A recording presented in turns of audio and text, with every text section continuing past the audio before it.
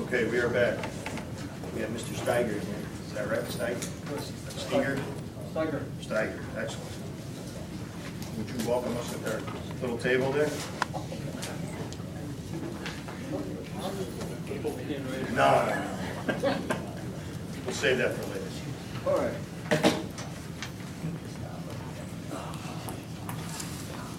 You kind of didn't bring my reading glasses.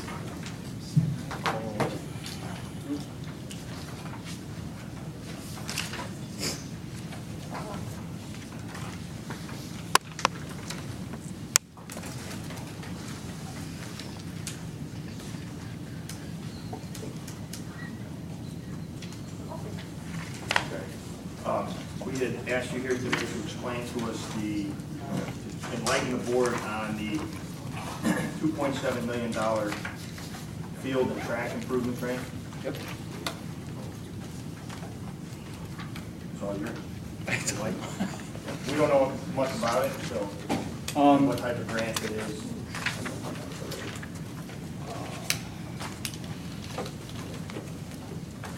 At the last bond commission meeting that was held, they approved $2.7 million and $1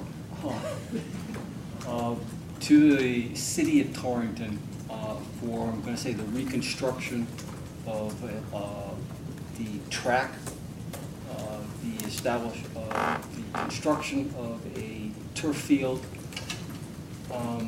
And because of the movement of those two areas that are going to directly affect the, I'm going to call them ball fields. You got baseball fields, softball fields, and from what I see now, practice football fields. You know, those are probably going to have to somehow be either rearranged, or there may be some modifications that need to be made to them to make them still playable, you know, for given standards within those sports. You know, if you need a, you know, 200-foot, you know, line for softball, you know, you have to figure out where you can get that.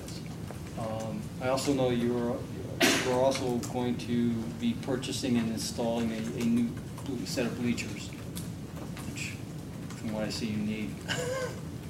So, the grant is given under the authority of an urban act.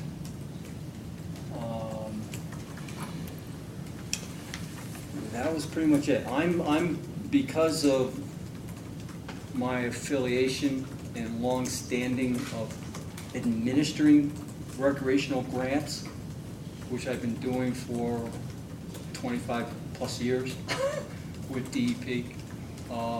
That program and this grant came to me for administration purposes. But we did not select it. We just, OPM selected it, put it on the bond commission. The bond commission approved it. And so then the funding goes from the Office of Policy Management, who manages the Urban Act grant program, I should say the funding source, and transfer those funds to DEP for us to administer. So that's pretty much it in a nutshell. Okay. You had discussed the altering of the adjacent fields. Yes. Would that work be covered under this grant? For 2.7, you're going to come really close to it, yes. As far as I know, yeah, it would cover it. So the money could be used for fields other than the... Primarily what we're going to do is we're going to do the turf field, we're going to do the track, we're going to do the bleachers. Because of that movement, you know, you're going to affect those fields. How much you will affect them, I don't know. I can't tell you that. Or we don't know either. Huh? Yeah, we didn't know either, that's why. Yeah, and the money I be can't used tell you outside that. of the... You may actually end up hiring an architectural consultant or landscape architect who will look at the fields in general and say, by the way, and I know you've got a set of plans here. And there have been over, from what I understand, a couple of years now, some people have looked at fields and what are your options. I think you have some good options to you that are viable. Moving the track over, you kind of have to. It wouldn't. I don't think it'd be worth your while to like literally take the track and put it on the other side over by the road. and then move everything over. That's a big swap, and there's a lot of work involved with that, and that would probably be in excess of the 2.7 to do that kind of thing. But it may just work out. You know, an architect would be able to tell you that. Okay. Anyone have any questions for Mr. Stein? So to do what I see as far as the track, which is what your grant is for specifically, right? Well, it's the track, it's the turf field in the center, and the bleachers. I'm going to call those three elements the primary elements. And how do you base that 2.7 million as far as at what time did you get those numbers, and are those numbers still good in today's construction market? I couldn't tell you that. I really couldn't tell you that. Those numbers were originated, I believe, either from the city, probably based on the committee that was around for the layout and the suggestions of what are we going to do. They came up with those numbers, and that was what submitted to the bond commission. I did not submit those numbers to the bond commission. So hypothetically, just say 1.5 would do what the bond specs call for. We have an excess of 1.2 million. Would we then be able to redesign and upgrade the rest of our fields? I mean, you're in the ballpark. Generally, you know, turf field construction will go anywhere from 5 to 800,000. Okay, that's a full, you know, from scratch. Yeah, but the bulk of this grant's the track. Yeah. I mean, that needs The to track be would see, involved. what you have as a blessing is you have a track and you have the foundation. You don't have to rip it up. You don't have to put base material in. You don't have to put drainage in. You're going to literally rip it up, expand on that, and then put the turf in. As I was explaining earlier, what very well may happen is I described your track as one that is long runways and tight turns. So you've got a fairly narrow, or I'm going to say narrow field. And it's probably evident when you look at the visitor side. I suspect that you have the track, you have the bleacher, that one small stack of bleachers on the track. You probably have a very short distance between the inside lane and your football field. A very short field. So that's why it's kind of scrunched. What you may end up having, and again, I'm not an expert, I'm just going to tell you what I've seen, is what I refer to as a short, fat track. In other words, the two corners, the two turns are going to come in a little tighter. You're going to have shorter straightaways, but you're going to have a wider field in the middle.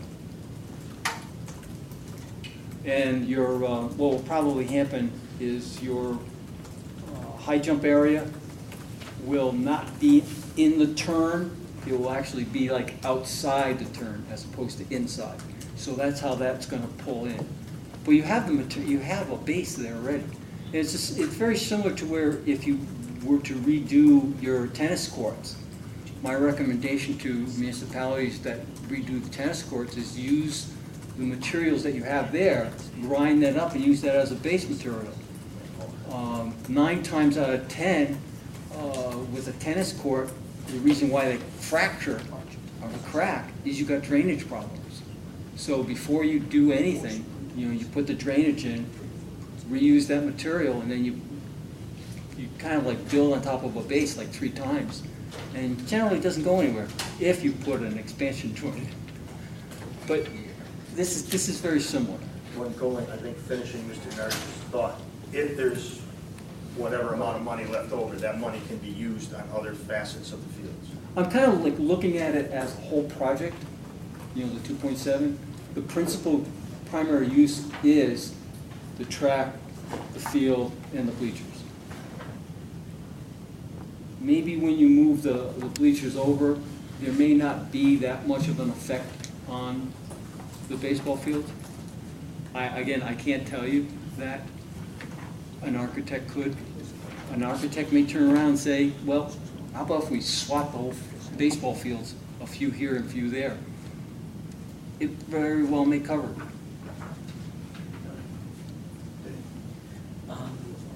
Pardon me.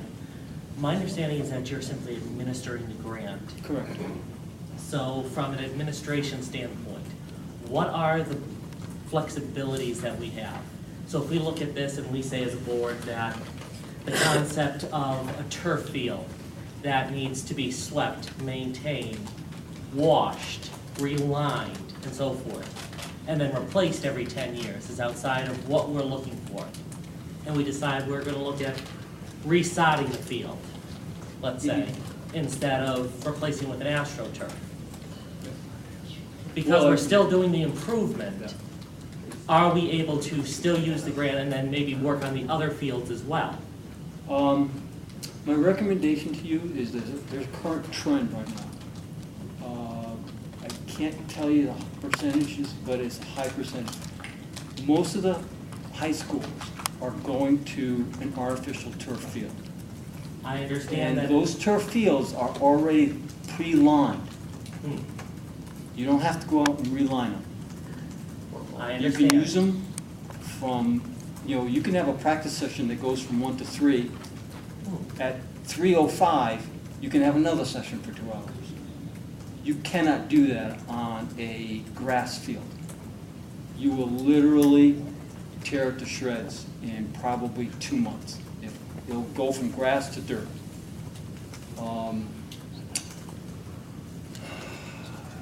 Drainage, generally, the way a turf field is constructed, they don't do, I remember you mentioned the term AstroTurf. Correct. That goes back to It does, a correct. time, a time when, back in the Yes. 70s, which was Yes, actually I've doing a lot of indoor documentation outdoor on current carpeting. turf actually. fields, including the maintenance of current turf fields and the 6 pieces of equipment required to adequately maintain them, including their schedules for what needs to be done on a as-needed basis for sweeping, raking every 4 to 6 weeks, brushing every 6 to 8 weeks. I'm not even gonna try to enunciate the word, but apparently 3 times a year we have to go through and make sure that the little rubber balls underneath or the, It's ground up rubber. okay, the ground up rubber doesn't shift and is adequately maintained, as well as after it snows. We have to make sure that's taken care of. And then we have to do the backfill. So there's a lot of questions this board has to look at. Because long-term, I think if you looked at the equipment, the manpower. but the equipment's not part of the grant. No, So I'm that just- means I'm that the just gonna say- taxpayers now have to go out and buy the equipment to maintain this. All right. So that's why I'm Just- asking just- about the administration side. Yeah, I'm just- not asking about the project. I'm asking about the administration. What's the flexibility that this board has? Well, the bond commission approved the turf field. Okay, so if And it's so not a turf field, there's no flexibility for us. That's what was submitted to the bond commission, that's what was approved, that's what you'll have to, Okay, thank you, that answers the question. okay.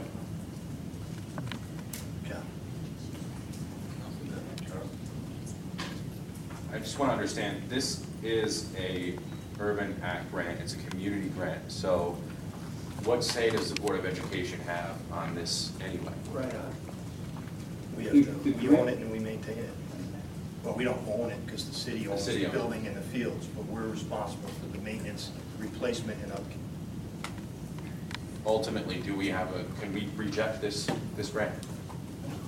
We're just receiving it right now. We're I'm just saying, and to address Mr. T-Ball's concerns, can we even refuse this grant if we wanted to? We can not have the money to maintain it. We can not have the money to replace it. And then 10 years from now, what happens when there isn't $1 million to put in the turf field? I mean, these are the questions that we need to get answered between the board and the city, is what happens 10 years from now when you need $1 million? I just think that would be something that we would have the mayor here to discuss with them. But we just didn't have any information on it, so we were just trying to get from DEP, what the limits are, what the flexibility is, and now we have to have a discussion with the city as to, you know, whose ultimate responsibility is. I mean, it's just like the roof on Ford School. It's not our building, but we still had to budget and set up a building committee and go through the steps to do that project. And we're ultimately responsible for the maintenance of that project. So this is kind of taking a different turn because it came at us from the other side. I don't really know our ability to say yes or no. We're not here tonight to say this one. I don't know if that helps. Certain grants that we receive, some are reimbursements, we get reimbursement from the state. Some are just outright, and then we do reports back to the state on how we use them. What is this grant? It's a reimbursement. It's a reimbursement grant, so Torrington Board of Ed has to pay $2.7 million. No. It is reimbursement. Okay. The grant is going to go to the city, because that's who was Right. identified on the bond commission item. So how the Board of Education and the city work together, I'm gonna say you folks have to work that out. Who is going to, hire the contractors? I mean, that's another issue. No, that's not my question, though. No, but Okay. I'm just trying to get, say for example, the city hires the contractor, or the architect. If that contractor starts giving you invoices for work that's completed, the city can easily submit those to me.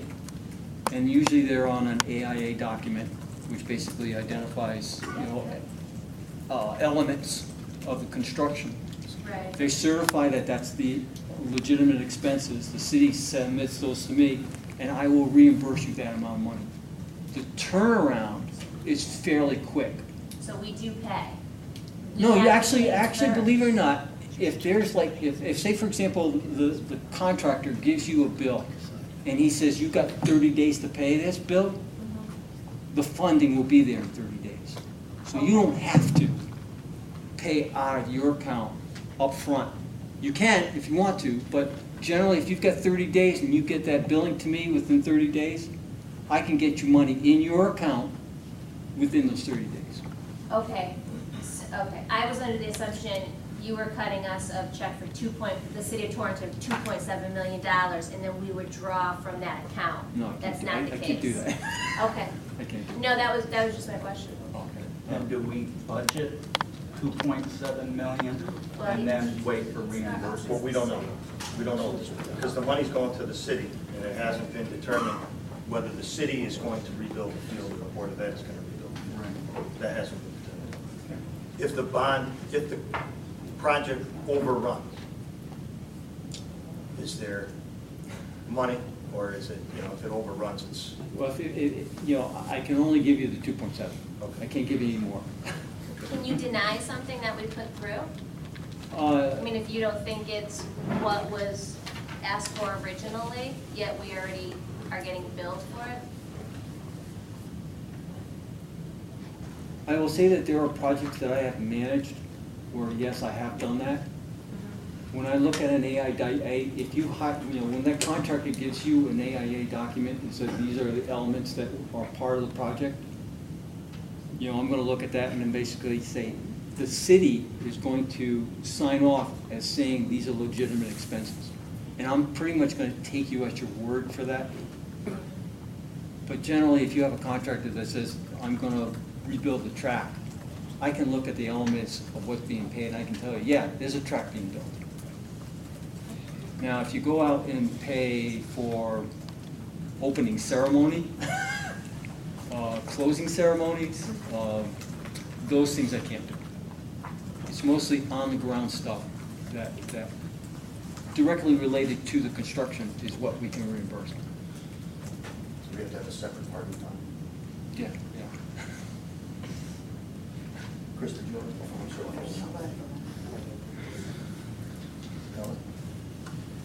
In this cost estimate, it has 3 options.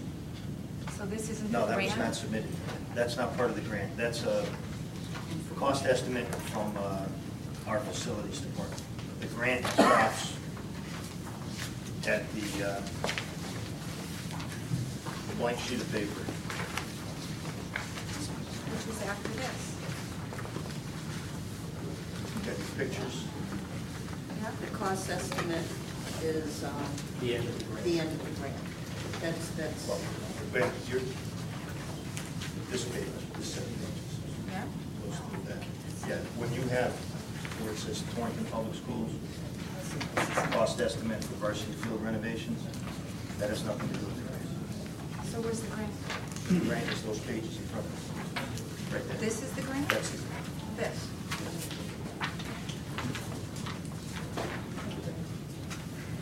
The, do you have anything else, Ellen? No, go ahead. So the grant is covering the total price of the project? The city is not putting in any money for this project? Well, the grant covers 2.7. Yeah, based on the estimate that was submitted and what was allowed by, and what was put on the bond commission agenda, that's what I can give you. And as far as the projects go, this is what I'm working on.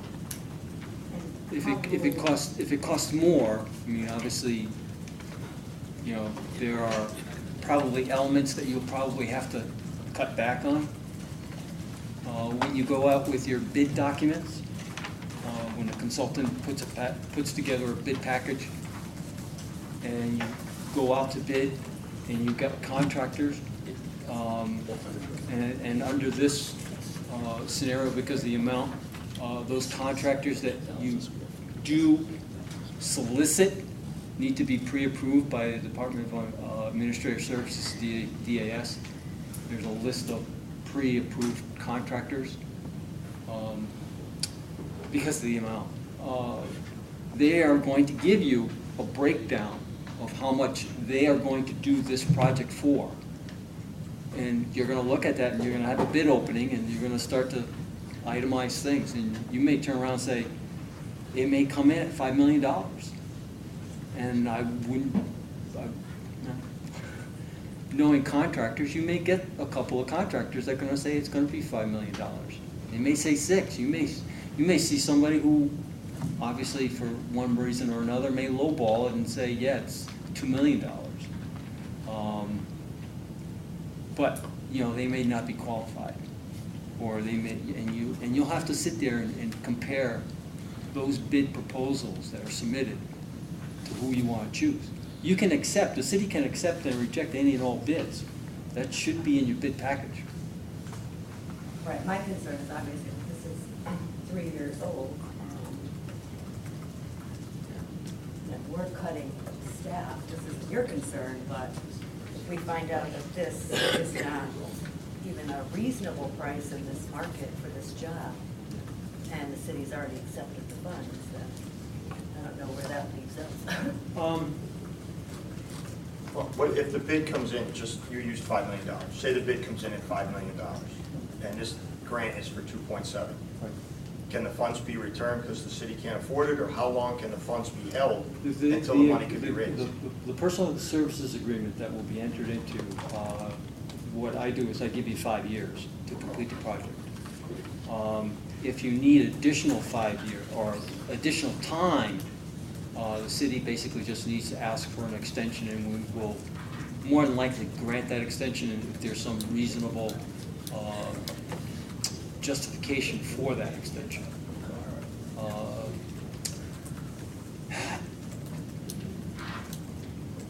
If you get bid packages, if the city gets bid packages that says it's $4 million or $3 million, $3 million, you probably have some leeway.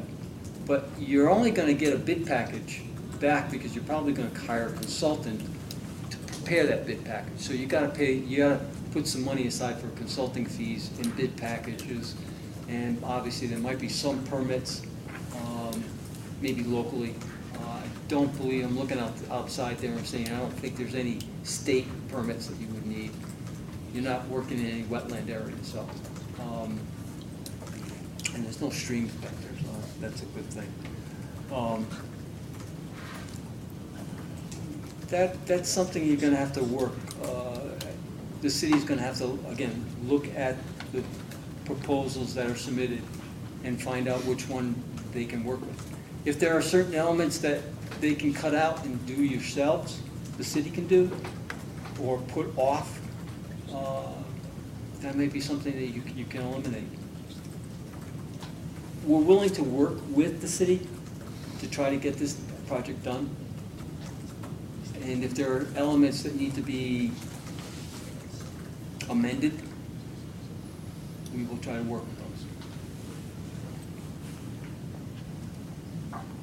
Is there an average of what the maintenance cost will be on this field per year? Just what I've looked up, it looks like it Yeah, I could be can- about 120,000. Is that accurate, or? There's, I know there's a lot of fields out there. And they're all fairly still new, so consequently, that first maintenance, that first year or two, I can't tell you how much those cost. There is a New England Park and Recreation Association, and I believe your Park and Recreation Director is a member of that, at least he should be. Can Google, or actually kind of like send out a universal email and say, we're doing a artificial turf field. Can you give me an idea of what your maintenance cost is? And that goes through all the recreation directors in New England. You may get some feedback from them to tell you, like, this is what you can expect. We actually did it through CASBO, and that's the second part. It just seems all over the place. It depends, you'll see it in this report. Dave and Danielle reached out to the different local municipalities. The numbers vary based on whether they have a reimbursement, annual reimbursement, or replacement in there, 60,000, 80,000, whatever, that they carry every year for when the turf needs to be replaced. And that, several of the districts carry that in their maintenance budget, and they put aside 60,000, 80,000, whatever they budget. It's a wise move. It's a wise move. When you said there's latitude, if it comes in at 3 million, no latitude from you, just latitude from us, being the city? Yeah. Okay. Sir, Yes. you talked about hiring a consultant to put together the numbers for the estimate that we would submit for a bid. What a consultant's gonna do is they're gonna go out there and look at the field. They're gonna look at what you have here.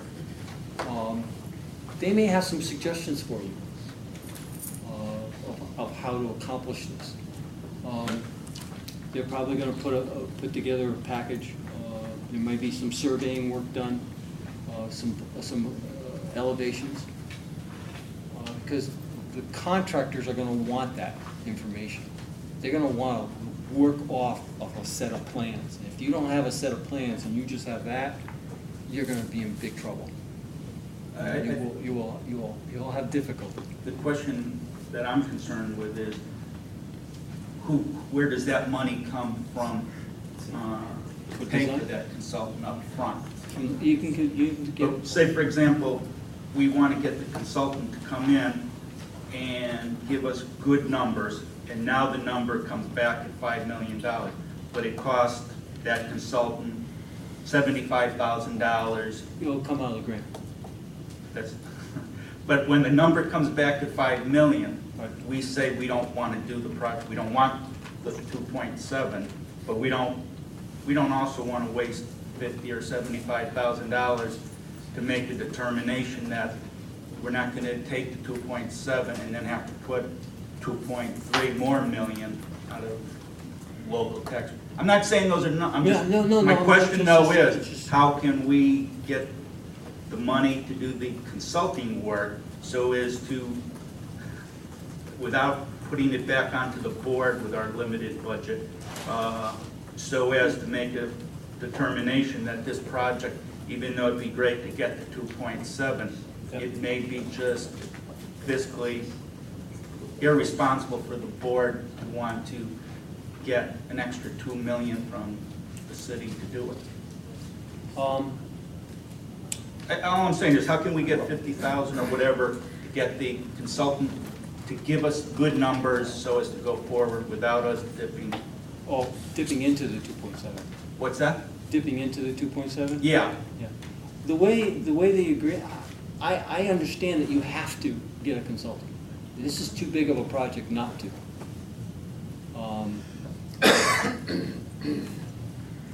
Yeah, there's $129,500 in this cost proposal that was submitted for consulting. My concern isn't that. I mean, I understand we'll get a Your consultant. concern is if we do it and we decide not to build it, can we take that money out of this and return the balance? Yeah, but I think that would be, I mean, is there some leeway so as not to, after we spend 130,000, decide that these numbers are way off base for what we're trying to accomplish, and we don't want, I mean, I guess it's the board's, I don't even know if it's the board's. We don't know yet. So We don't know if it's the city's decision or the Right. board's decision.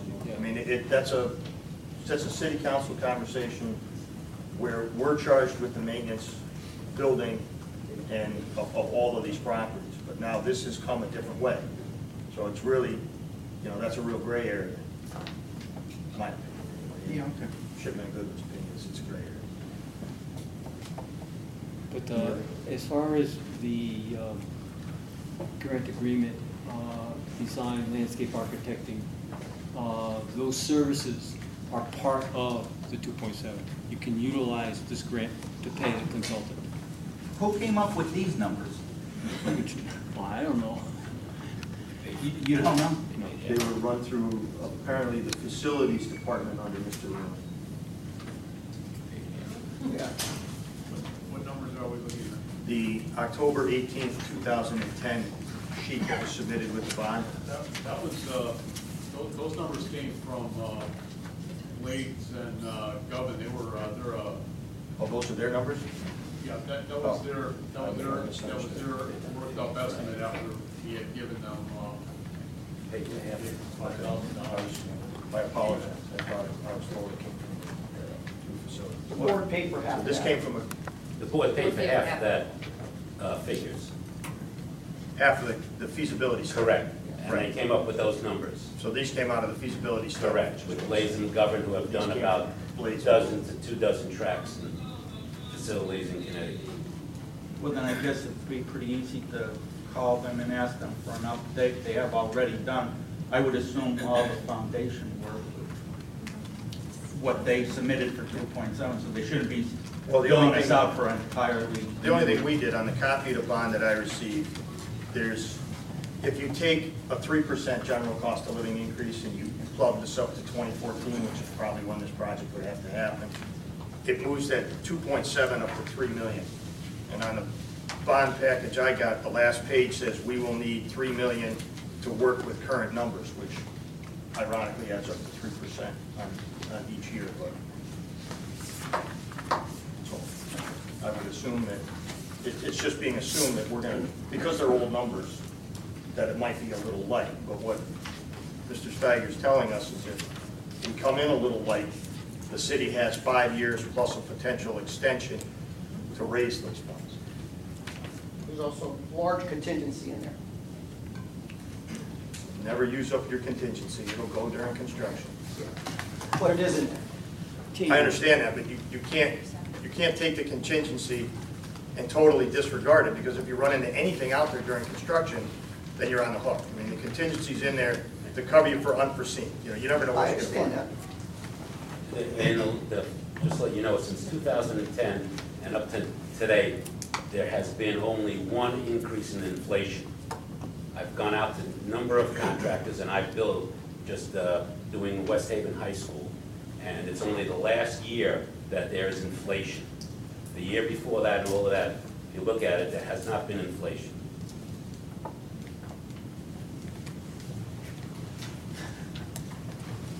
We haven't seen that in my contracting business. Well, I've seen it. Materials go up every year. Well, I mean, if that's you look at the just a proven contractors fact. who are bidding construction projects for school systems, it's only the last year that 3% is added. You also know, Ken, the environment of bid projects now too. It's very tough bid projects out there, and prices are tending to drop because people are hungry for work. So I think that would offset any inflation, if there is any on there. You said that it's a City of That's right. Torrington grant. Correct. But on the grant paperwork, it says it's prepared for the Torrington Board of Education, not the City of Torrington.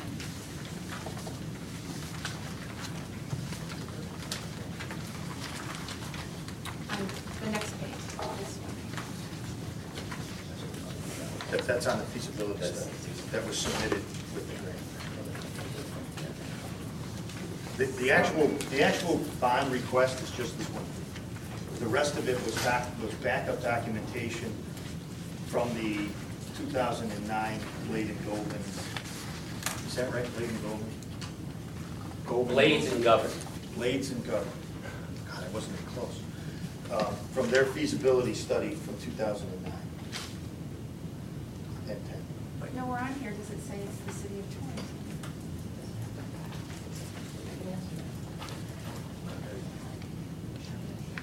I mean, it says it benefits the Torrington High School, but it doesn't say that it's the City of Torrington. You know, The wait. Torrington High School is property of the City of Torrington. I'm scheduled to speak fourth. I mean, I can come up and, if nobody has a problem, I would love to come up and present all the information that I was willing to come up and present after after David gotten back from doing a good deed in the west over there. I don't think that it's appropriate for him to get in the middle of Board of Ed and city back and forth. I think that it's inappropriate for him to be stuck in the middle of this. We're not trying to stick them in the middle of But it. it's just questions that he can't answer. And we're not asking him to answer anything he can't answer. I can't. We're just- He's been I very can't good about answer saying the that. things that are outside of his control. We're not trying to do that, so. So this is the paper that you received, or the bond commission received, this is the grant? I received that after the bond commission approved the grant. I don't see any of this until after the bond commission approves it. Okay, but typically, is this a grant? That's information for me, so I know what the project is, so I can write the agreement. Okay, And that's the extent of it. okay. So, Because other than that, the only thing I can do when I get notification that an item is on the bond commission is to call up, and in this case, call up the Board of Education, call up the City of Torrington. By the way, do you know you have an item on bond commission? And can you tell me more about it? Because I gotta go to the bond commission.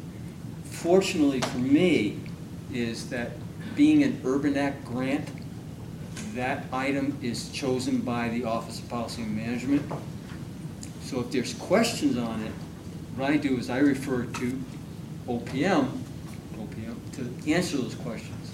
But if they can't, then I'm the one that's sit there and say, Governor, this is the answer to your question. And hopefully I have the answer. so I think that Michelle can have the answer.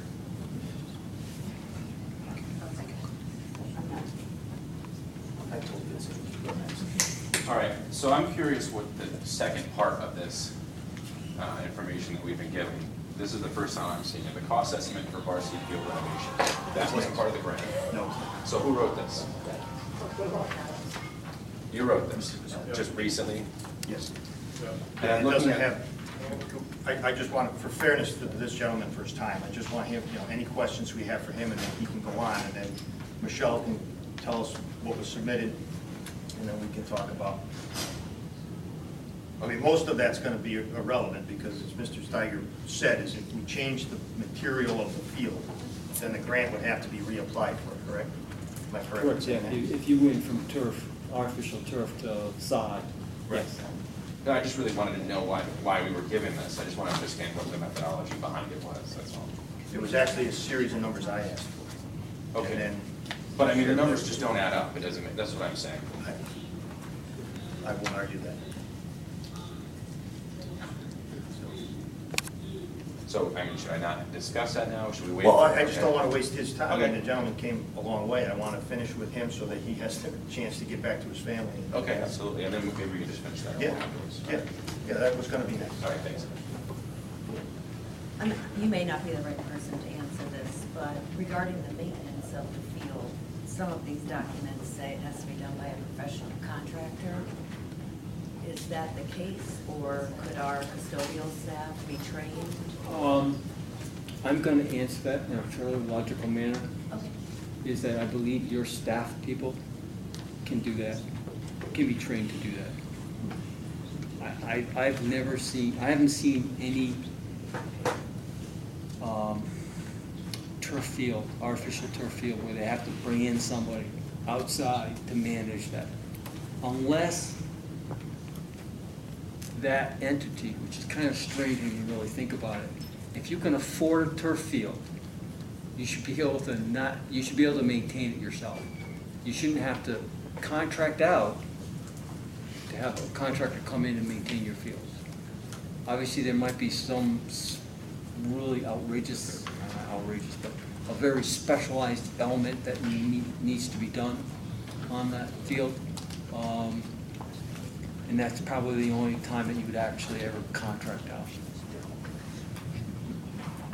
And I just have one other question, again, I'm not sure if you're the right person, but I have been contacted by some athletes' parents with some concerns about the links to cancer and turf fields, and I don't know if you know anything about that, or... Yeah.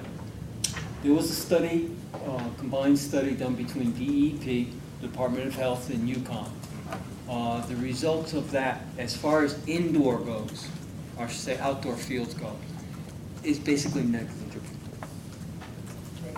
Negligible. Yeah, you're not gonna find it. Where it gets questionable is when you go into an enclosed facility that has this type of material in there. You get gases released. If there's ventilation, then fine. But if you get a lot of people in there, and a lot of carbon monoxide, which is breathing hard, obviously it's a soccer field. You can kind of smell it. I mean, it's like going into a sweaty locker room. But that will disperse when they close down and everybody leaves and ventilation, comes out and takes the gases away. But that is not a risk in outdoors? Not outdoors. Just last question for me is, what's the last community in the state of Connecticut to actually do what we're proposing to do? That you know? To put a turf field in? To do what we're projected to do. Naugatuck High School just put a turf in-track in for $1.8 million. Okay, this is what we're looking, just like what our grant is for. That's correct. I can only tell you projects that I've administered, but I can't tell you like a school. My sons went to Waterford High School, and they put a turf field in and now a new track. I can't tell you how much that was, but that was part of a total high school renovation. In other words, they tore down the old high school and kind of built a whole new one. And so now that field is taking up the footprint of the building. But, that was all part of the whole package. But in respect to the use of the field, yeah, they had lights on it, and they had that field going from 3 o'clock when the school's out till 9 o'clock at night. And that's the benefit of a turf field. Okay, thank you for coming, and I appreciate all your effort. Thank you very much. My pleasure. I wish you luck. Thanks. And just to let you know, I'm gonna be kind of in your corner on both the city and trying to get this project done. Thank you. Thank you. All right.